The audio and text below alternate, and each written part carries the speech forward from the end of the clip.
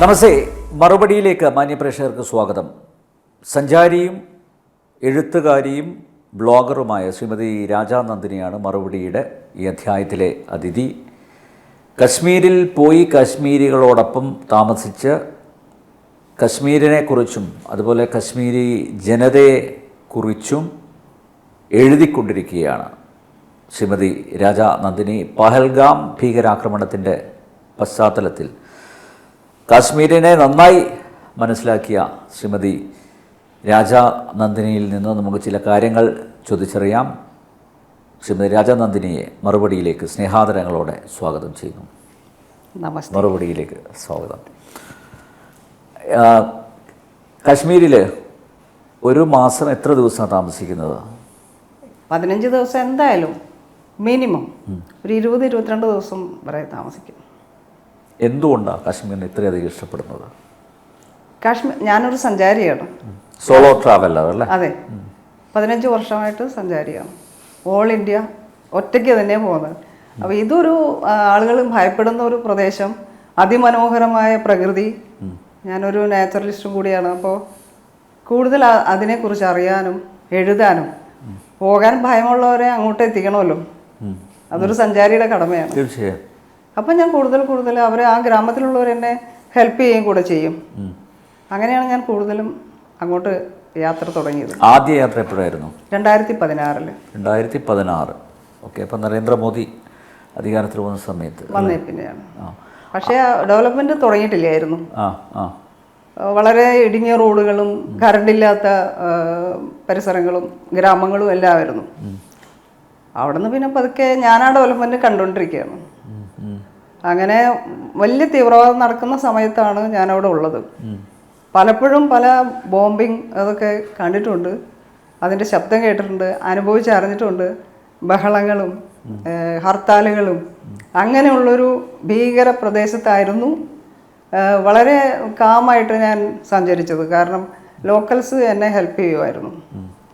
എഴുതാൻ വന്നേക്കണതാന്നുള്ള ഒരു ഇതെല്ലാവർക്കും ഉണ്ടായിരുന്നു. കാശ്മീരിൻ്റെ ഒറിജിനൽ കഹാനി നിങ്ങൾ പറയില്ലേ എന്ന് ചോദിക്കുമായിരുന്നു. അപ്പോൾ അവരത് ഒറിജിനൽ കുറേ പേര് എനിക്ക് എന്തൊക്കെയായിരുന്നു ആദ്യം തുടങ്ങി സംഭവിച്ചുകൊണ്ടിരുന്നായിരുന്നത് എന്നവർ വെളിപ്പെടുത്തി തന്നു. പലരും പല എവിഡൻസും കാണിച്ചു തരുകയും കൂടെ ചെയ്തായിരുന്നു. പൊതുവിലുള്ള പ്രകൃതം എങ്ങനെയാണ്? പൊതുവെ അവർ വളരെ സ്നേഹശീലരാണ്. അത് അവിടെ പോയി എല്ലാവർക്കും അനുഭവിക്കാൻ പറ്റുന്ന ഒരു കാര്യമാണ്. അവരുടെ ഉള്ളിൽ ഇങ്ങനത്തെ മതമൊക്കെ ഉണ്ട് എന്നൊക്കെ നമ്മൾ തിരിച്ചറിയുന്നത് ഇതുപോലെയുള്ള സംഭവങ്ങൾ ഉണ്ടാകുമ്പോഴാണ്.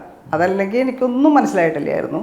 1-2 ഇൻസിഡൻ്റ് ഒഴിച്ചാൽ ബാക്കിയൊക്കെ വളരെ നല്ല ഹെൽപ്പ് ചെയ്യുന്നവരും. അതിനൊരു ഉദാഹരണം ഞാൻ പറയാം. രാംബാനിലാണ് ഇപ്പം മലയിടിഞ്ഞ് കിടക്കുന്നത്.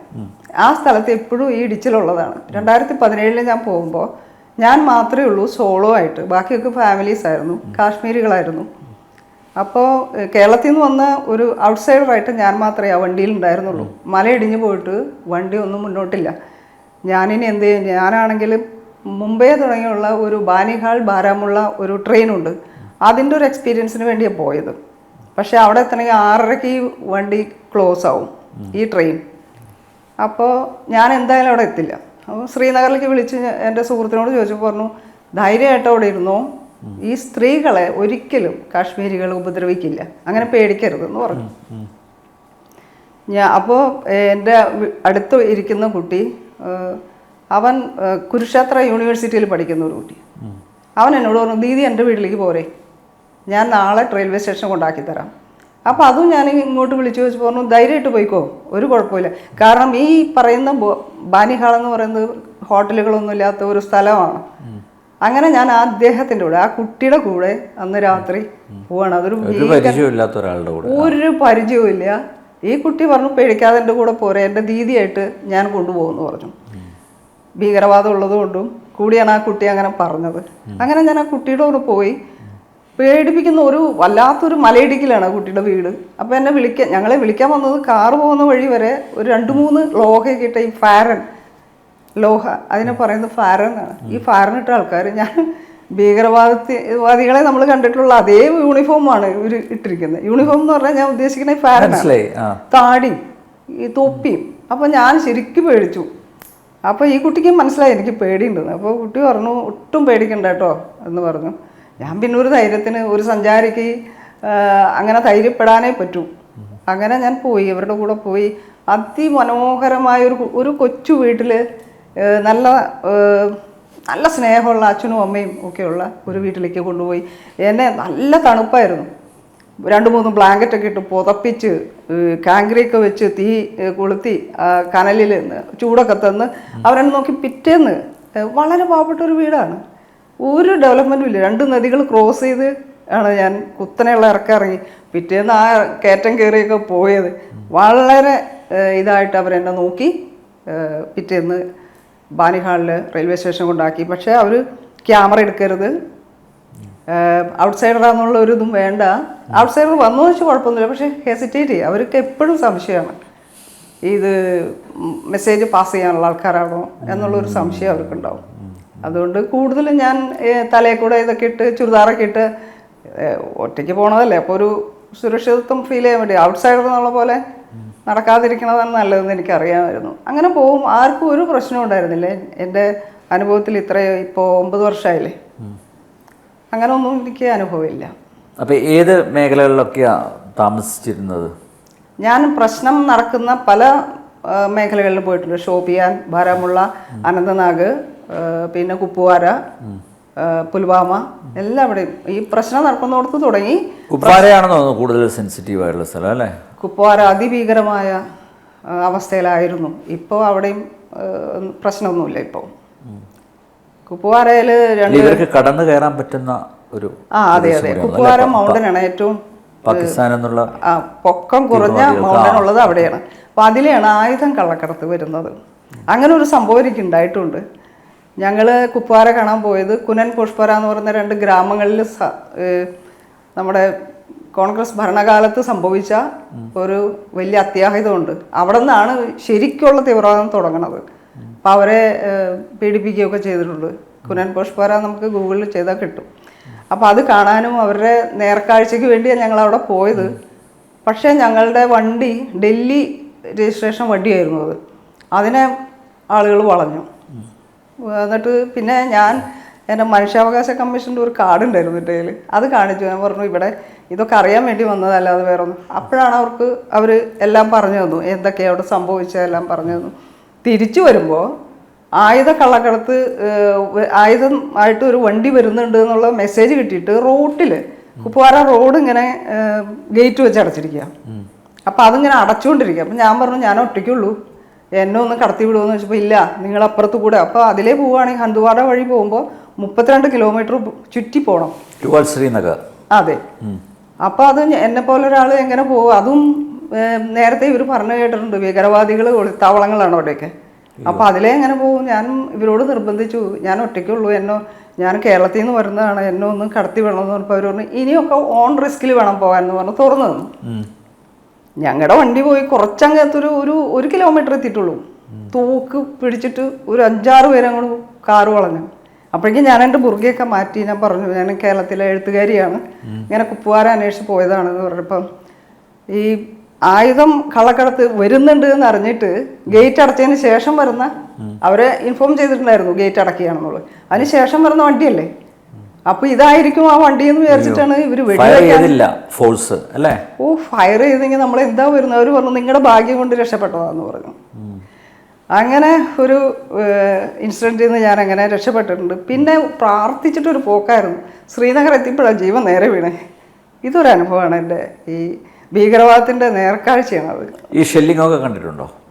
ഷെല്ലിംഗ് കണ്ടിട്ടില്ല, പക്ഷേ ഒരു ഈ 370 എടുത്ത് കളഞ്ഞതിന് ശേഷം വന്ന ഇലക്ഷന് എടുത്തു കളഞ്ഞതിന് ശേഷം ഇലക്ഷൻ നടന്നപ്പോൾ ഞാൻ അവിടെ ഉണ്ടായിരുന്നു. അങ്ങനെ ഞാൻ പറഞ്ഞു അവിടുത്തെ ലോക്കൽ പോലീസിനോട് ഞാൻ പറഞ്ഞു എനിക്കതൊന്ന് കാണിച്ചു തരും. അപ്പം ഞാൻ താമസിക്കുന്ന ഹോട്ടലിലെ ആൾ എന്ത് ചെയ്ത് സമ്മതിക്കില്ല, പുറത്തിറങ്ങരുത്, ഇന്ന് ഇവിടെ എന്തെങ്കിലുമൊക്കെ നടക്കും. അപ്പോൾ ഞാൻ ഇദ്ദേഹത്തെ രഹസ്യമായി വിളിച്ചു, എന്നെ ഒന്നും കാണിച്ചു തരും, എനിക്കിതൊന്ന് നേരിട്ട് കാണണമെന്ന്. അങ്ങനെ പുള്ളി പറഞ്ഞു ഒരു 3 മണിയാകുമ്പോൾ ഞാൻ വരാം. പുള്ളി പോലീസാണ്, ഡ്യൂട്ടിയിൽ നിൽക്കുക, ഇലക്ഷൻ കഴിഞ്ഞതിന് ശേഷം വരാമെന്ന് പറഞ്ഞു ചെന്നു. അപ്പോൾ ഈ ബൂത്തിൽ കാണുന്നതെന്ന് പറഞ്ഞാൽ ചെരുപ്പുകൾ, വസ്ത്രങ്ങൾ, ബെൽറ്റിങ് നടന്നതിൻ്റെ എല്ലാം കണ്ടു. 5 പേരാണ് ഇലക്ഷൻ വന്നുള്ളൂ. തോക്കിൻ മുനയിൽ നിന്ന് 5 പേര് വോട്ട് ചെയ്ത് ആ പാർട്ടി ജയിച്ചു. ഇതായിരുന്നു അവിടുത്തെ ഒരു രീതി. പക്ഷെ അവിടെ നിന്ന് മാറി ഇപ്പോൾ അവർ ജീവിക്കാൻ തുടങ്ങി. അവർ പറയണേ 4 വർഷമായിട്ട് ഞങ്ങൾ കിടന്നുറങ്ങുന്നുണ്ട് സമാധാനമായിട്ട്. മറ്റതങ്ങനെയല്ല. റോട്ടിൽ കൂടെ ഒരാൾ നടന്നു പോകുമ്പോൾ ID കാർഡ് ചോദിക്കും. വീട്ടിൽ നിന്ന് ഇറങ്ങി എന്തെങ്കിലും കടയിലേക്ക് പോകുമ്പോൾ ID കാർഡ് ഉണ്ടാവും. അപ്പോൾ ഡ്യൂട്ടിക്ക് നിൽക്കുന്ന ആർമി മാറി വേറെ പുതിയതൊരാൾ വരുമ്പോഴാണ് ഈ ചോദിക്കണത്, ID കാർഡ് ചോദിക്കുന്നത്. അവിടെ നിൽക്കുന്നവർക്കറിയാം അദ്ദേഹം ലോക്കലാണ്, ഇങ്ങനെ പോകാറുള്ളതാണ്, നടക്കാൻ പോണത്, കടയിൽ പോകും. അങ്ങനെ പിന്നെ ഗർഭിണികൾ പോകുമ്പോൾ അവരെയും പരിശോധിക്കും. അങ്ങനെ വല്ലാത്തൊരു, അതേപോലെ കുട്ടികൾക്ക് PSC ടെസ്റ്റിന് വരുമ്പോൾ ശ്രീനഗറിൽ വന്ന് താമസിച്ചിട്ടാണ് ടെസ്റ്റ് എഴുതുന്നത്. കാരണം ഇടയിൽ ഈ പരിശോധനയൊക്കെ നടക്കുന്നതുകൊണ്ട് അവർക്ക് ഇങ്ങോട്ട് വരാൻ പറ്റില്ല. അങ്ങനെ വല്ലാത്തൊരു വീർപ്പുമുട്ടലിൽ ജീവിച്ചിരുന്ന അവർക്കാണ് സ്വാതന്ത്ര്യത്തിൻ്റെ ഒരു വലിയ വാതിലാണ് തുറന്നു കൊടുത്തത് മോദിജി അവിടെ കൊണ്ടുവന്ന ഡെവലപ്മെൻറ്റിൽ നിന്ന്. അതോടെ അവർ മാറി. ഇപ്പം അവിടെ മുമ്പ് അങ്ങനെയല്ല, ഒരു സംഘടന നടന്നു കഴിഞ്ഞാൽ പിറ്റേ ദിവസം അവിടെ ഹർത്താൽ, അതിൻ്റെ പിറ്റേന്നും കൂടെ ഹർത്താൽ, 3-ാം ദിവസം തുറക്കും, വീണ്ടും സംഘടന, പിന്നെ ഹർത്താൽ. ഒരു ഹോട്ടലിലും ആളില്ല. ഞാനൊക്കെ 200 രൂപയ്ക്കൊക്കെ ഷിക്കാര ഫുള്ള് ദാലിലേക്ക് കറങ്ങിയിട്ടുണ്ട്, 200 രൂപയ്ക്കൊക്കെ. അവിടെയാണ് ഇപ്പോൾ ടാക്സ് കൊടുക്കുക. അവർ ഭയങ്കര സന്തോഷത്തിലാണ് പറഞ്ഞത്, ഞങ്ങളിപ്പോൾ ടാക്സ് കൊടുത്തു തുടങ്ങി, ഞങ്ങൾക്ക് വരുമാനമായി. അങ്ങനെയുള്ള ഒരു ജനതയെ എന്തായാലും ഇങ്ങനൊരു ഇത് കാശ്മീരികളെല്ലാവരും അതിനൊന്നും പകല, എല്ലാവരും എന്നല്ല, ഓൾമോസ്റ്റ് ആരും തന്നെ. ഇപ്പം ഞാൻ സംസാരിച്ച ഒത്തിരി പേരോട് അവരൊക്കെ പറഞ്ഞതും ഞങ്ങളിതിൽ വളരെ ദുഃഖിക്കുകയാണ്, ഞങ്ങൾ ജീവിക്കാൻ തുടങ്ങി ഞങ്ങൾക്കിട്ടാണ് ഈ പണി തന്നേക്കണേ എന്നാണ്. അപ്പോൾ അവരുടെ കഞ്ഞിയില് മണ്ണ് വാരിയിടുന്ന സമീപനല്ലേ? തീർച്ചയായിട്ടും. അവര് സമാധാനമായിട്ട് കിടന്ന് ഉറങ്ങിക്കൊണ്ടിരുന്നു, സ്വാതന്ത്ര്യം അനുഭവിക്കുക, പൈസ കയ്യിൽ കിട്ടുന്നു, പട്ടിണിയില്ല. മറ്റതങ്ങനെയല്ല, 500 രൂപ കിട്ടും. ഈ ജീപ്പൊക്കെ കല്ലെടുത്തെറിഞ്ഞിട്ട് ഇത്രയുള്ള കുഴികളുള്ള ജീപ്പ് ഞാനൊരിക്കൽ ഫോട്ടോ എടുത്തിട്ട് ആർമിക്കാരെന്നെ പിടിച്ചു നിർത്തി ഡിലീറ്റ് ചെയ്യിപ്പിച്ചു. ഞാൻ പറഞ്ഞു ഇത് കണ്ടപ്പോൾ എനിക്കൊരു കൗതുകം തോന്നിയിട്ട് എടുത്തതാണ്. അങ്ങനത്തെ പാട്ടവണ്ടികളായിരുന്നു. അപ്പോൾ അതൊക്കെ മാറി. ബോംബിങ് സൈന്യത്തിൻ്റെ ഈ പട്രോളിങ് വണ്ടികൾ അതൊക്കെ മാറി. ഇപ്പം നല്ല ബോംബിങ് വന്നാലും തകരാത്ത തരത്തിലുള്ള വണ്ടികളൊക്കെ ആയി. ബസ്സുകൾ വന്നു. മുമ്പ് അങ്ങനെയല്ലേ, ഈ 370 എടുത്തു കളഞ്ഞപ്പോൾ ലോക്കൽ പാർട്ടികളുടെ സമരം വരുമ്പോഴുണ്ടല്ലോ, ഹർത്താലൊക്കെ വരുമ്പോൾ അവർ പറയും 7 മണി തുടങ്ങി 9 മണി വരെ കട തുറക്കാൻ പാടുള്ളൂ. ഈ 7 തൊട്ട് 9 വരെ എന്ത് കച്ചവടം? 2 മണിക്കൂർ. അങ്ങനെ എന്ത് ജനങ്ങളാകെ വലഞ്ഞു പോയി. അതുപോലെ തന്നെ ഗവൺമെൻറ് ബസ്സിൽ ആരും കയറരുത്. എന്നിട്ട് കണ്ടക്ടറും ഡ്രൈവറും മാത്രം വണ്ടി ഓടിച്ച് പോകണേ. എത്ര കണ്ടിരിക്കണേ അവിടെ. സ്കൂളിൽ ആരും, എല്ലാവർക്കും ട്യൂഷനാണ്, എക്സാം എഴുതാൻ മാത്രമേ പോവുള്ളൂ. കുട്ടികൾക്ക് പേടിയാണ്. ഇനി പോണ വഴിക്കാണോ ബഹളം പെൽറ്റിംഗ് ഒക്കെ പറഞ്ഞതെന്നും പറയാൻ പറ്റില്ല. അതുകൊണ്ട് ഇപ്പം അങ്ങനെയല്ല, സ്കൂൾ കുട്ടികൾ പൂമ്പാറ്റകളെ പോലെ റോഡിൽ കൂടെ പോകുന്നത് കാണേണ്ട കാഴ്ച തന്നെയാണ്. സ്കൂൾ ബസ്സുകൾ പോകുന്നു, എക്സാം എഴുതുന്നു കുട്ടികൾ, എല്ലാവർക്കും. അതേപോലെ മാളുകൾ, ഷോപ്പിംഗ് മാളുകളൊക്കെ വന്നിട്ടുണ്ട് പുതിയത്. ഒരു ജ്വല്ലറി അവിടെ കണ്ടിട്ടില്ല. എല്ലാം ജമ്മുവിലേക്ക് വരണം അവർക്ക്. ഒരു നല്ല മെഡിക്കൽ ഷോപ്പില്ലായിരുന്നു. പക്ഷേ ഇപ്പോൾ ഈ ഷോപ്പിംഗ് മാളുകളൊക്കെ വന്നിട്ട് ഞാൻ കണ്ടു, ബസ്സിലിരിക്കുമ്പോൾ കണ്ടതാ, ഒരു കുട്ടിയെ കാണിച്ചു കൊടുക്കുക അതിശയത്തിൽ. നമ്മളൊക്കെ ലുലുമാളൊക്കെ കണ്ട് അതുപോലെയുള്ള മാളുകളൊക്കെ അവർ ആദ്യമായിട്ട് ഈ ട്രെൻഡ് അങ്ങനെ കുറച്ച് മാളുകൾ വന്നിട്ടുണ്ട്. അതൊക്കെ കാണിച്ചു കൊടുത്തു. കണ്ടോ കപ്പടയുടെ മാള് കണ്ടോ എന്നൊക്കെ പറഞ്ഞ് കാണിച്ചു കൊടുക്കുക. അവർ ഒരു 30 വർഷം പുറകിലാണ് അവർ. അവിടെ നിന്നാണ് ഡെവലപ്പായി വന്നത്. അപ്പോൾ അവർക്കതിൻ്റെ സന്തോഷം ഉണ്ടാവില്ലേ? തീർച്ചയായും. അവരൊരിക്കലും കൂട്ടു നിൽക്കില്ല. പിന്നെ ഇതുപോലെ കാശ് കിട്ടാനും പ്രലോഭിപ്പിച്ചും മതത്തിൻ്റെ ഇതൊക്കെയുള്ളവർ ചിലപ്പം വല്ലവരും അവിടെ ഉണ്ടായിട്ടുണ്ടാവും, കൂട്ടുനിന്ന് കാണും. എന്നല്ലാതെ കാശ്മീരികൾ അതിന് നിൽക്കില്ല. കാരണം അതിൻ്റെയാണ് മുമ്പൊക്കെ എന്ന് പറഞ്ഞാൽ ഒരു കലാപം നടന്നാൽ അന്ന് പിറ്റേന്ന് ഹർത്താലാണ്. ഗോ ബാക്ക് ആർമി എന്നൊക്കെ പറഞ്ഞിട്ടാണ്. ഒന്നുമില്ല. ഇപ്പൊ അവര് ഈ ഭാരതമാതാക്ക് ജയ് എന്നല്ലേ പറയുന്നത്, ഇന്ത്യൻ പതാകകളല്ലേ. മുമ്പ് അങ്ങനെയല്ല. ഒരു ഞാൻ അവിടെ ഉള്ളപ്പോഴാണ് ഇന്ത്യൻ പതാക ഉയർത്തിയതിന് ഒരു ഹെഡ് മാഷിനെ വെടിവെച്ച് കൊന്നു. അത് ഞാൻ കല്യാണത്തിന് പോകാൻ വേണ്ടി നിൽക്കുന്ന ആ ഗ്രാമത്തിലാണ് നടക്കണേ. അപ്പം കല്യാണ വീട്ടിൽ നിന്ന് എന്നെ വിളിച്ചു പറഞ്ഞു, വരല്ലേ, ഇവിടെ ഭയങ്കര ബഹളമാണ്. അന്ന് ഇതുപോലെയുള്ള സംഭവങ്ങൾ നടക്കുമ്പോൾ ഈ ഔട്ട്സൈഡേഴ്സിനെ അന്വേഷിച്ച് ഈ ഇതുപോലുള്ള ഈ ഫ്രീഡം ഫൈറ്റേഴ്സ് സെർച്ച് ചെയ്യും. അപ്പോൾ എന്നെ കാണണ്ടെന്ന് പറഞ്ഞു. സ്വാതന്ത്ര്യ സമര പോരാളികൾ അങ്ങനെ ഒരിക്കൽ ഒരു ഗ്രാമം. ഈ കാശ്മീരിന്റെ മോചനം ആഗ്രഹിക്കുന്നവർ കൂടുതലായിട്ടുണ്ടോ? മുമ്പുണ്ടായിരുന്നു, ഇപ്പില്ല. അപ്പോഴും പാകിസ്ഥാനോട് ചേരാൻ ഇഷ്ടമുണ്ടോ എന്ന് ചോദിച്ചാൽ ഇല്ലാന്നേ പറയുള്ളൂ. പക്ഷെ അവർക്ക് സ്വാതന്ത്ര്യം. അപ്പം ഞാൻ ചോദിക്കാറുണ്ട്, നിങ്ങൾക്ക് സ്വാതന്ത്ര്യം കിട്ടിയ ഈ ആർമി ഇവരൊക്കെ പോവില്ലേ, നിങ്ങൾക്ക് എവിടെ നിന്നാ സെക്യൂരിറ്റി, നിങ്ങൾക്ക് എവിടെ നിന്നാ പണം എന്നൊക്കെ ചോദിച്ചാൽ പറയും ഞങ്ങൾ ഇവിടേക്ക് വിസ വയ്ക്കും. ഇങ്ങനെ പല പ്രലോഭനങ്ങൾ. പിന്നെ മാത്രമല്ല, ഓരോ രാജ്യക്കാർ ഇവർക്ക് തുണികൾ ഫ്രീ ആയിട്ട് കൊടുക്കുന്നുണ്ട്. അത് ഈ പാവങ്ങൾക്കെന്ന് പറഞ്ഞാൽ തരുന്നേ. അപ്പോൾ സമൃദ്ധമായ നല്ല ക്വാളിറ്റി ഡ്രസ്സുകൾ മാർക്കറ്റിൽ എത്തണം. ഇതൊക്കെ കോട്ട് സൂട്ടിട്ട് നടക്കുന്ന ഭിക്ഷക്കാരെ വരെ ഇപ്പോൾ കാണുന്നുണ്ട്. എന്ന് വെച്ചാൽ അത്രയും ഫ്രീ ആയിട്ട് ഓരോ രാജ്യക്കാരും കൊടുക്കുന്നുണ്ട്. പാകിസ്ഥാൻ അടക്കം. പാകിസ്ഥാൻ്റെ നല്ല ഉഗ്രം ബെഡ്ഷീറ്റുകളൊക്കെ ഞാൻ അവിടെ കണ്ടിട്ടുണ്ട്. ഒരുപാട് രാജ്യക്കാർ. അപ്പോൾ ഇതൊക്കെ ഇവരെ പറയാതെ പറയുന്നത് ഞങ്ങളൊക്കെ ഉണ്ട് നിങ്ങൾക്ക്, ഇതവർ വിശ്വസിച്ച് വെച്ചേക്കായിരുന്നു.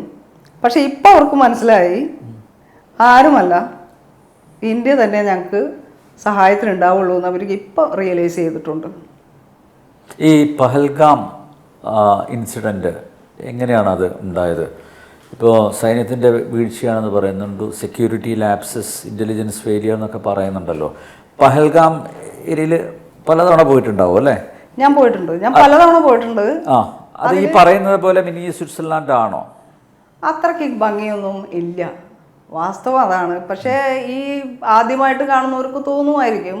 പക്ഷെ അത്രയ്ക്ക് പറയാൻ മാത്രം മിനി സ്വിറ്റ്സർലൻഡ് എന്നൊക്കെ ഒരു പ്രലോഭനാണത് അങ്ങോട്ട് എത്തിക്കാനുള്ള. അവിടെ സംഭവിക്കുന്നത് ഞാൻ പറഞ്ഞുതരാം. രണ്ടിടമുണ്ട്. ഒന്ന് ബദാബ് വാലി, ആരു വാലി, ചന്ദൻവാടി, പഹൽഗാം വാലി എന്നൊക്കെ പറഞ്ഞ് പോകാൻ പറ്റുന്ന, കാറിന് പോകാൻ പറ്റുന്ന സ്ഥലങ്ങളുണ്ട്. അവിടേക്ക് ടാക്സി കൗണ്ടറുണ്ട്. അവിടെ ഡിസ്പ്ലേ ചെയ്തിട്ടുണ്ട് എത്ര രൂപയാണെന്നുള്ളതൊക്കെ. അപ്പോൾ അവിടെ ഈസി ആയിട്ട് നമുക്ക് ടിക്കറ്റ് എടുത്തിട്ട് പോകാം. ഇത് ഒരു ഡിസ്പ്ലേയും ഇല്ല, കുതിരക്കാരപ്പുറം നിൽക്കുന്നുണ്ട്. പലർക്കും അറിയില്ല ഇങ്ങനെ ഒരു ഓപ്ഷൻ ഉള്ളത്. അവിടെ ഇങ്ങനെ ഒരു വാഹനത്തിന് പോകാൻ പറ്റുന്ന വാലീസ് ഉണ്ട് എന്നുള്ളത് പലർക്കും അറിയില്ല. അപ്പോൾ ഈ കുതിരക്കാരുടെ അടുത്ത് പോയിട്ട് ഈ മിനി സ്വിറ്റ്സർലൻഡ് എന്നുള്ളിടത്തേക്ക് പോകും. ഇതാണ് സംഭവിക്കുന്നത്. അല്ലാതെ അതിന് മാത്രം. പിന്നെ ഒരു റിസ്കി റോഡാണ്, അത് ഇഷ്ടപ്പെടുന്നവർ, ട്രക്കിങ് ഇഷ്ടപ്പെടുന്നവർ. പക്ഷെ നടന്നു പോകാൻ പറ്റില്ല. അങ്ങനത്തെ ഭയങ്കര അപകടം പിടിച്ച ഉരുളൻകല്ലുകളും വഴുക്കലും ഒക്കെ ഉള്ള സ്ഥലത്ത് കൂടെയാണ് നമ്മൾ പോകുന്നത്. പോയി അതിൻ്റെ മുകളിൽ എത്തിക്കഴിഞ്ഞാൽ ഒരു പുൽമേട്, അതിനതിരിട്ട പൈൻമരക്കാടുകൾ, അവിടെ കുറച്ച് ആക്ടിവിറ്റീസിനുള്ള സംഭവങ്ങളൊക്കെ ഉണ്ട്. ഇതല്ലാതെ അവിടെ അത്ര വലിയ പറയാൻ മാത്രമൊന്നും ഇല്ല. അതിലും മനോഹരമായ വാലീസാണ് ഞാൻ നേരത്തെ പറഞ്ഞ വാലീസ്, കാറിന് പോകാവുന്നത്. അതാണെങ്കിൽ സമാധാനമായിട്ട് പോകാമായിരുന്നു. പിന്നെ എനിക്ക് പറയാനുള്ളത്, പ്രത്യേകമായിട്ട് ഇന്ത്യൻ സർക്കാരിന് ചെയ്യാൻ പറ്റുന്ന ഒരു കാര്യം, സോനമാർഗിലും ഗുൽമാർഗിലും ഈ പഹൽഗാമിലായാലും കുതിരക്കാരും ടാക്സിക്കാരും തമ്മിലൊരു ഫൈറ്റിംഗ് ഉണ്ട് അവിടെ. ഇപ്പം നമ്മൾ ചെന്ന് കഴിഞ്ഞാൽ സോനമാർഗിൽ ചെന്നു, സോനമാർഗിൽ ലോക്കൽ ടാക്സി എടുത്ത് പോകേണ്ട കുറച്ച് സ്ഥലമുണ്ട്, ഒരു 36 കിലോമീറ്റർ. അതാണ് 0 പോയിന്റ്. അങ്ങോട്ട് പോകണമെങ്കിൽ നമ്മുടെ വണ്ടി പറ്റില്ല, ലോക്കൽ ടാക്സി എടുത്ത് പോകണം. അപ്പം നമ്മുടെ വണ്ടി ശ്രീനഗറിൽ നിന്ന് 3000-2500 രൂപയ്ക്ക് ഒരു ടാക്സി വരുമ്പോൾ അവിടെ ചെന്ന് 36 കിലോമീറ്ററിന് 10,000 രൂപയൊക്കെ ചോദിക്കാം. അപ്പോൾ ഇതിനൊന്നും അങ്ങനെ ഒരു ഡിസ്പ്യൂട്ട് ഇവരുമായിട്ടുള്ള ബാർഗൈനിങ് വരുമ്പോൾ അവിടെ ഒരു പോലീസുകാരോ ഒരു ഹെൽപ്പിന് വേണ്ടി ആരെയും ഞാൻ കണ്ടിട്ടില്ല ഇത്രയും നാളും. ലോക്കൽ പോലീസിൻ്റെ ആറ്റിറ്റ്യൂഡ് എന്താ? ലോക്കൽ പോലീസിൻ്റെ ആറ്റിറ്റ്യൂഡ് എന്ന് പറഞ്ഞാൽ അവർ ഹെൽപ്പ് ചെയ്യൊക്കെ ഉണ്ടാവും. പക്ഷേ അവിടെ ഉള്ളവർ തന്നെ പറയും, ആർമി ആയാലും പോലീസായാലും എല്ലാവരെയും ഒന്നും മുഴുവനും വിശ്വസിക്കരുതെന്ന് അവിടെ നിന്നവർ തന്നെ എന്നോട് പറയാറുണ്ട്. അങ്ങനെ ഒരു സംഭവമുണ്ട്. പക്ഷേ ഹെൽപ്പ് ചെയ്യുമ്പോൾ അവർ നന്നായിട്ട് നമ്മൾ കാണുവാണെങ്കിൽ അവർ ഹെൽപ്പ് ചെയ്യുന്നുണ്ട്. പലപ്പോഴും ഞാൻ ഫോൺ ചെയ്തൊക്കെയാണ് സൊല്യൂഷൻ ഉണ്ടാക്കാറ്. പലപ്പോഴും ഗുൽമാർഗിലേക്ക് എത്തുമ്പോൾ കുതിരക്കാരും ടാക്സിക്കാരും തമ്മിലുള്ള, അപ്പം നമ്മൾ ടൂറിസ്റ്റുകൾ ചെല്ലുമ്പോൾ നമ്മളെ പിടിച്ചു വലിക്കുകയാണ്. കുതിരക്കാർ പിടിച്ചു വലിക്കുമ്പോൾ ടാക്സിക്കാർ പിടിച്ചു വലിക്കും. അപ്പം നമ്മൾ എങ്ങോട്ട് പോകണമെന്നായിപ്പോവും. എന്നിട്ട് ഈ എമൗണ്ടിന് വേണ്ടിയുള്ള ബാർഗൈനിങ് അത് മാറിയിട്ട് ഈ പഹൽഗാമിലെ ടാക്സിയുടെ കൗണ്ടർ ഉള്ളതുപോലെ കുതിരക്കാർക്കും കൗണ്ടർ വെക്കുക. അതുപോലെ സോനമാർഗിൽ ടാക്സിക്കും ഇല്ല കുതിരയ്ക്കും ഇല്ല കൗണ്ടർ, ഈ കൗണ്ടർ വെക്കുക. അതുപോലെ ഗുൽമാർഗിലും വെക്കുക. ഒരു സിസ്റ്റം വേണം. അപ്പോൾ ഈ ടൂറിസ്റ്റുകൾക്ക് ഇത്ര ബുദ്ധിമുട്ടില്ല. തലവേദന എടുത്തിട്ട് ചിലപ്പോൾ നമ്മൾ തന്നെ പറഞ്ഞു പോകും, ഇനി ഇങ്ങോട്ട് വരണ്ട, അങ്ങനെ പറഞ്ഞു പോകണം. ഇത്ര അതിമനോഹരമായ സ്ഥലത്തേക്ക് എത്തിപ്പെടാനായിട്ട് നമ്മൾ കഴിക്കുന്ന ഇവിടുന്ന് പോകുന്ന എത്ര രൂപ സ്വിറ്റ്സർലാൻഡ് മറ്റേ ഇവിടെയൊക്കെ തായ്ലൻഡിലൊക്കെ പോകാനുള്ള അത്രയും പൈസ വരും, എയർ ടിക്കറ്റ് തന്നെ. അങ്ങനെയുള്ള സ്ഥലത്തേക്ക് ചെല്ലുമ്പോൾ നമുക്കൊരു സമാധാനം വേണ്ട. തീർച്ചയായും അതില്ല, ഈ കൗണ്ടർ വേണം. അതിപ്പം പഹൽഗാമിൽ ഈ ടാക്സി കൗണ്ടറുണ്ട്, കുതിരക്കാർക്കില്ല. ഗുൽമാർഗിലും സോനമാർഗിലും ഒന്നുമില്ല. മാത്രമല്ല ഇനി എന്തെങ്കിലും ഒരു സംഭവം വന്നാൽ ഒരു മനുഷ്യനെയും കണ്ടിട്ടില്ല ഞാൻ, ഈ സെക്യൂരിറ്റികളെ അവിടെ. ആണോ? ഒരാൾ അവിടെ ഒരു കൗണ്ടർ ഉണ്ടെന്ന് കേട്ടു ഇവരുടെ. പക്ഷേ നമ്മളവിടേക്ക് എത്തിപ്പെടണമെങ്കിൽ എവിടെയാണെന്ന് അറിയണം. ഇവരോട് ചോദിച്ചാൽ ഇവർ പറഞ്ഞു തരുമോ? ഇല്ല. തീവ്രവാദികൾക്ക് ഒളിച്ചിരിക്കാനും അവരുടെ ആക്ടിവിറ്റീസ് നടത്താനും പറ്റിയ സ്ഥലമാണ് ഇത്. അതെ അതെ അതെ. കാരണം കുത്തനെയുള്ള കയറ്റമാണ്. ഇവിടുന്ന് ഒരാൾ കുതിരപ്പുറത്തായാലും ഈ ആർമിക്കാരായാലും ഓടി എത്തണ്ടേ. അപ്പോൾ ഈ ടെററിസ്റ്റുകൾക്ക് എന്തായാലും ലോക്കൽ സപ്പോർട്ട് കിട്ടിയിട്ടുണ്ടാവില്ലേ? പിന്നെ അല്ലേ, അല്ലേ? ലോക്കൽസും ആണ് രണ്ടുപേര്. അതെ. അതേപോലെ എടുത്തു പറയാനുള്ള കാര്യം, ഈ താജിവാസ് ഗ്ലേഷ്യർ ഉണ്ട് സോനമാർഗിൽ. അതും ഇതുപോലെ കുതിരയ്ക്ക് പോകുന്ന സ്ഥലമാണ്, ഗ്ലേഷ്യറിലേക്ക്. ഈ മിനി സ്വിറ്റ്സർലൻഡ് എന്ന് പറയുന്ന പോലെ സോനമാർഗിലുള്ളതും ഇതുപോലെ പോകുന്ന. അവിടെയൊന്നും ഇല്ല, ആരും ഇല്ല. അതേ സ്ഥാനത്ത് ഇവിടെ ഉണ്ട്. ഗുൽമാർഗിൽ ടാക്സിക്ക് പോവുകയാണെങ്കിൽ ആർമിയുടെ ഇത് കടന്നിട്ടേ നമുക്ക് എല്ലാ പരിശോധനയും കഴിഞ്ഞിട്ട് ഉള്ളിലേക്ക് കടത്തുള്ളൂ. ഫോറസ്റ്റിൽ കൂടെയാണ് പോകുന്നത്. അവിടെ മാത്രം ആ ഒരു സെക്യൂരിറ്റി ഉണ്ട്, ബാക്കി എവിടെയും ഇല്ല. ഇപ്പം ഹിന്ദു ആണെന്ന് അറിഞ്ഞിട്ട് തന്നെയാണോ സ്നേഹം കാണിക്കുന്നത്? അവിടെ പോയി കഴിഞ്ഞാൽ ബുർക്കയൊക്കെ ധരിച്ചിട്ടേ പുറത്തിറങ്ങുള്ളൂ അല്ലേ? ഹിന്ദു ആണെന്ന് അറിയാം. അങ്ങനെയില്ല, ഹിന്ദു ആണെന്ന് അവർക്കറിയാം. മാത്രമല്ല, കഴിഞ്ഞ ഓണത്തിന് ഞങ്ങൾ കുറച്ച് പേര് അവിടെ ഉണ്ടായിരുന്നു. അപ്പം ഞങ്ങൾ ഇവിടുന്നേ തീരുമാനിച്ചു, ഓണമല്ലേ, സാരി കൊടുത്ത് പൊട്ടൊക്കെ വെച്ച് നമുക്ക് ഓണത്തിൻ്റെ അതേ വേഷം ധരിച്ച് കേരള സ്റ്റൈലിൽ വേണം നമുക്ക് ഓണം ആഘോഷിക്കാൻ. ഹോട്ടലിലുള്ളവർ ഞങ്ങൾക്ക് വേണ്ടി കേക്കൊക്കെ മുറിച്ചു, മലയാളത്തിൽ തന്നെ എഴുതി വെച്ചു ഹാപ്പി ഓണം എന്നൊക്കെ. അങ്ങനെ ഓണക്കളിയൊക്കെ ആയിട്ട് ഞങ്ങൾ പുറത്തിറങ്ങി. ഈ പറഞ്ഞ ഈ പ്രശ്നങ്ങൾ നടക്കുന്ന ലാൽ ചൗക്കിലാണ്, വലിയ മാർക്കറ്റ് ഉണ്ട്. ആ മാർക്കറ്റിലേക്ക് പോയി. കാണുന്നവർ മുഴുവനും കൗതുകത്തോടെ എവിടെന്നാ വരുന്നേ, കിതർസയായ കേരള. അവർക്ക് അറിയാം കേരളത്തിൻ്റെ ഡ്രസ്സ് കണ്ടാൽ. അന്ന് എനിക്ക് തോന്നണ കൂടുതൽ സ്നേഹം കാണിച്ചു അവർ ഞങ്ങളോട്. ചിലർക്കൊക്കെ ഗിഫ്റ്റൊക്കെ കൊടുത്തു. അവർ ഈ കപ്പടവാലകൾ ഗിഫ്റ്റ് കൊടുത്തു. അങ്ങനെയൊക്കെ ഉണ്ടായിട്ടുണ്ട്. അങ്ങനെയുള്ളൊരു വൈരാഗ്യം അവർക്ക് മനസ്സിലില്ല. പണ്ഡിറ്റുകളുടെ അവസ്ഥ എന്താ ഇപ്പോൾ? പണ്ഡിറ്റുകൾ തിരിച്ചു വന്നു തുടങ്ങി. ആക്റ്റീവാണോ അവർ? ആ, പിന്നെ അവിടെ അവർ എല്ലാവരും റോഡിലൊക്കെ കാണാം. എൻ്റെ കയ്യിൽ അതിൻ്റെ വീഡിയോസ് ഉണ്ട്. ഈ മുസ്ലിംസും ഹിന്ദുക്കളും ഒന്നിച്ച് വർത്തമാനം പറഞ്ഞ് നടന്നു പോകുന്നതിൻ്റെയും. പിന്നെ മനോഹരമായ ഒരു ഇതുണ്ട്. 70 എടുത്ത് കളഞ്ഞതിന് ശേഷം ഞാൻ ഇടവഴിയിൽ വെച്ച് 2 കുട്ടികളെയും അച്ഛനും അമ്മയും കൂടി വരുന്നു. അവർ ഭയങ്കര ചിരി. എന്നെ കണ്ടപ്പോൾ അവർക്ക് മനസ്സിലായി ഔട്ട്സൈഡറാണ്. അപ്പോൾ എവിടെ നിന്ന് വരുന്നതെന്ന് വെച്ചാൽ കേരളത്തിൽ ഇതാന്ന് പറഞ്ഞപ്പോൾ അവർ പറയും ഞങ്ങൾ ഭയങ്കര സന്തോഷത്തിലാണ് 70 എടുത്ത് കളഞ്ഞിട്ട്. എന്താ കാര്യം, കാശ്മീരിൽ നിന്ന് പുറത്തുള്ള ഒരാളെ കല്യാണം കഴിച്ചാൽ ഭ്രഷ്ടാണ്. അങ്ങനെ ഭ്രഷ്ടായി പോയ അവർ തിരിച്ചു വന്നേക്കാണ്. കാരണം കാശ്മീരിൻ്റെ 370 എടുത്ത് കളഞ്ഞപ്പോൾ അവർക്ക് തിരിച്ചു വരാമല്ലോ. അങ്ങനെ അവരവരുടെ വീട്ടിലേക്ക് ആദ്യമായിട്ട് വരികയാണ്. അല്ലെങ്കിൽ ഭ്രഷ്ടായിരുന്നല്ലോ. അങ്ങനെ ഔട്ട്സൈഡറെ ആ കുട്ടി കാശ്മീരി പെൺകുട്ടിയാണ്. ഉത്തരാഖണ്ഡിലുള്ള ഒരാളെ പ്രണയിച്ച് കല്യാണം കഴിച്ചതാണ്. അങ്ങനെ ഇവിടുന്ന് പുറപ്പെട്ടു പോകേണ്ടി വന്നു. തിരിച്ചു വന്ന 2 കുട്ടികളെ കൊണ്ട് ഈ 370 എടുത്ത് കളഞ്ഞപ്പോൾ. അങ്ങനെ ഒത്തിരി പേര് വന്നിട്ടുണ്ടെന്ന് പറഞ്ഞായിരുന്നു. ഈ മലയാളികളുടെ സാന്നിധ്യം എങ്ങനെയാണ് അവിടെ? ബിസിനസ് നടത്തുന്നവരുണ്ടോ മലയാളീസ്? ഉണ്ട്, ഇപ്പോൾ ഉണ്ട്. പണ്ട് പറ്റില്ലായിരുന്നല്ലോ. ബിസിനസ് എന്ന് പറഞ്ഞാൽ ഹോം സ്റ്റേ ഒക്കെ നടത്തുന്നുണ്ട് കുറേ പേര്. ആണല്ലേ? ദാൽ ലേക്കിൻ്റെ പരിസരത്തൊക്കെ ഒത്തിരി മലയാളികളുടെ ഹോം സ്റ്റേസ് ഉണ്ട്. അവർ പണയത്തിനെടുത്തിട്ട് അതെങ്ങനെയാണെന്ന് വെച്ചാൽ കാശ്മീരികളും ഇവരും കൂടിയുള്ള ടൈപ്പാണ്. പകുതി അങ്ങനെ എന്തോ ആണ് അത്. അവരുടെ ലാൻഡും ബിൽഡിങ്ങും ഇവർ പണയത്തിനെടുത്തിട്ട് ഇവിടുന്ന് ക്യാൻവാസ് ചെയ്ത് മലയാളികളെ കൊണ്ടുപോകുന്ന ഒത്തിരി 3-4 എണ്ണം ഞാൻ കണ്ടിട്ടുണ്ട്. ഈ കശ്മീരികൾ പലരും നമ്മുടെ കോവളത്തും അതുപോലെ വർക്കലയിലും എറണാകുളത്ത് ഫോർട്ട് കൊച്ചിയിലും എല്ലാം ബിസിനസ് നടത്തുന്നുണ്ടല്ലോ എത്രയോ വർഷങ്ങളായിട്ട്. ബിസിനസ് നടത്തുന്നുണ്ട്. എൻ്റെ സുഹൃത്തിന് ഫോർട്ട് കൊച്ചിയിൽ വീടുണ്ട്. ഉണ്ടല്ലേ? അദ്ദേഹത്തിൻ്റെ ഭാര്യയ്ക്ക് മഞ്ഞ് വന്നു കഴിഞ്ഞാൽ ശാരീരിക പ്രശ്നങ്ങൾ ഉണ്ടാവാറുണ്ട്. അപ്പോൾ 2012 ഇവിടെ വന്നിട്ട് താമസിച്ചുകൊണ്ടിരുന്നപ്പോഴാണ് ഞാൻ തന്നെ പറയുക ചെയ്തത്, 4 മാസം ഇങ്ങനെ ഹോം സ്റ്റേയിൽ താമസിക്കുന്നത് നിങ്ങളുടെ ഭക്ഷണം കഴിച്ച് നിങ്ങൾക്ക് ജീവിച്ചൂടെ, ഇവിടെ എവിടെയെങ്കിലും ഒരു വീട് വാങ്ങി. അങ്ങനെ വീട് വാങ്ങിയതിന് ശേഷം പുള്ളിയെക്കുറിച്ച് അന്വേഷണങ്ങളൊക്കെ നടന്നിരുന്നു. അത് എനിക്കും കൂടി ഉപകാരമായി. കാരണം എനിക്കും കൂടി റിയലൈസ് ചെയ്യാറായല്ലോ അദ്ദേഹം വളരെ നല്ല മനസ്സിലായി. അത് NIA ഒക്കെ ശരിക്കും സെർച്ച് ചെയ്തായിരുന്നു. ആണല്ലേ? ഓഹോ.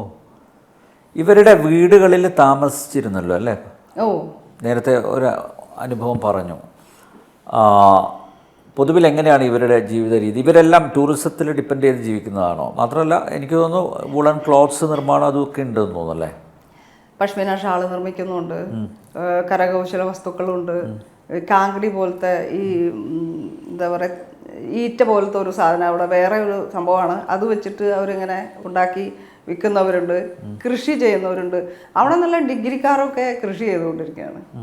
അവർ പറയണേ ഒരു കൃഷി ചെയ്യാൻ വേണ്ടി കൂലിക്ക് ഒരാളെ നിർത്തിയാൽ ഈ വിളവിനെ കുറിച്ച് അവർക്കൊന്നുമില്ല, കൂലി കിട്ടുന്നതിനെ കുറിച്ചേ ആലോചിക്കുള്ളൂ. അപ്പം കുടുംബത്തിലുള്ളവർ പോയിട്ട് സ്വന്തം കൃഷിയെടുത്ത് കൃഷി ചെയ്താൽ 100 മേനി വിളയാൻ പ്രാർത്ഥിക്കുകയും കൂടെ ചെയ്യും. ആ പ്രാർത്ഥനയും കൂടി വേണ്ടതല്ലേ എന്ന് ചോദിച്ചാൽ അവർ കുടുംബത്തിലുള്ളവർ രാവിലെ തന്നെ പോയി, പെണ്ണുങ്ങളെല്ലാവരും, ജോലിയുള്ളവർ ആണുങ്ങൾ ചിലപ്പം ജോലിക്ക് പോകും, അല്ലാത്ത സ്ത്രീകളെല്ലാവരും കുട്ടികളടക്കം പോയിട്ട് ഈ സ്കൂളില്ലാത്ത സമയത്ത് പോലും ചെറിയ കുട്ടികളടക്കം പോയിട്ട് കൃഷി ചെയ്യുന്നത്, അങ്ങനെയുള്ള ഗ്രാമങ്ങളിൽ ഞാൻ പോയി താമസിച്ചിട്ടുണ്ട്. പുൽവാമയിലൊക്കെ പോയിട്ടുണ്ടോ? പുൽവാമയിൽ പോയിട്ടുണ്ട്. പുൽവാമയിൽ ശരിക്കും പറഞ്ഞാൽ പുൽവാമ എന്ന് പറയുമ്പോൾ പുൽവാമ അറ്റാക്കാണ് നമ്മുടെ മനസ്സിലേക്ക് വരിക. പക്ഷേ അതിമനോഹരമായ ഗ്രാമമാണത്.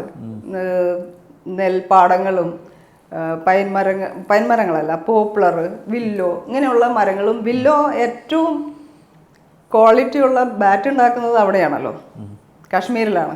അപ്പം ഈ വില്ലു മരങ്ങളുടെ വലിയ തോട്ടങ്ങളൊക്കെ ഉണ്ട്. അപ്പം ഇത് ബാറ്റിന് വേണ്ടി കൊടുക്കുന്ന കുറേ പേരുണ്ട്, ബാറ്റ് ഫാക്ടറികളുണ്ട്. ഈ പുൽവാമ അങ്ങനെ ആലോചിക്കുമ്പോഴും ശരിക്കും അല്ലാത്ത ഒരു സംഭവം അവിടെയുണ്ട്. അച്ചാൻ വില്ലേജിലെ പണ്ഡിറ്റുകൾ ഓടിപ്പോയപ്പോൾ അവിടുത്തെ ഒരു ശിവക്ഷേത്രത്തിലെ പൂജാരി മാത്രം പോയില്ല. അദ്ദേഹത്തെ കാണാൻ വേണ്ടി ഞാൻ ഒരിക്കൽ പോയിരുന്നു. അപ്പോൾ അവിടെ ചെന്നപ്പോൾ അദ്ദേഹം പറഞ്ഞത്, ഈ ഭഗവാന് ഭക്ഷണം കൊടുക്കാൻ വേറെ ആരോ ഉള്ളത്, മരിക്കണമെങ്കിൽ മരിക്കട്ടെ എന്ന് വിചാരിച്ച് ഞാനിവിടെ നിന്നതാ. പക്ഷെ ഇവിടെ ഉള്ളവർ പലരും പേടിച്ചിട്ട് ഓടിപ്പോയതാ, അല്ലാതെ ബഹളം കൊണ്ടല്ല. ഏതോ കോർണറിലൊക്കെ ബഹളം നടന്നു എന്നല്ലാതെ എല്ലായിടത്തും ബഹളമൊന്നുമില്ല ബേട്ടി എന്നോട് പറഞ്ഞു. എന്നിട്ട് ഇദ്ദേഹത്തെ പ്രൊട്ടക്റ്റ് ചെയ്യുന്നത് അവിടുത്തെ മുസ്ലിംസാണ്. എന്നിട്ട് തകർത്ത് കളഞ്ഞ ക്ഷേത്രം, തീവ്രവാദികളെ തകർത്ത് കളഞ്ഞ ക്ഷേത്രം ഇവർ ഫണ്ടിട്ട് ഒരു ചെറിയ ക്ഷേത്രം പുതിയത് പണിത് കൊടുത്തിട്ട് തൊട്ടപ്പുറത്ത് പള്ളി, ഇപ്പുറത്ത് ക്ഷേത്രം, ബാങ്ക് വിളി കേൾക്കാം, ഇവിടുന്ന് മന്ത്രോച്ചാരണം കേൾക്കാം. അങ്ങനെ ഉണ്ട് എന്ന് പറയുകയാണ് ഞാൻ.